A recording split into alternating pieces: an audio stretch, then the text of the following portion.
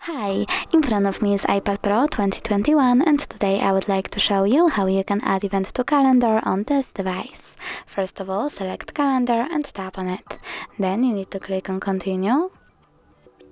And over here, click allow once or allow while using the app. I will go with the first option. Then over here you can select weeks, months or years.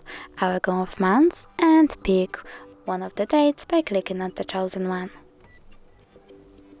When you're done, click at this plus icon over here and now you can customize your event however you want to. You can add a title, set up location,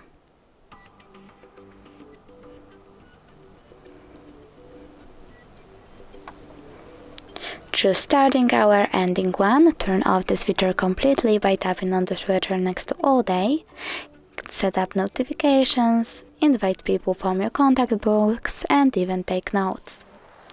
When you're done, click on add at the top right corner of this pop-up and as you can see my event was successfully added. If you want to delete it, just click on delete event over here, then click delete event again. Thanks so much for watching. If you enjoyed this video, don't forget to leave a like, comment and subscribe. Bye!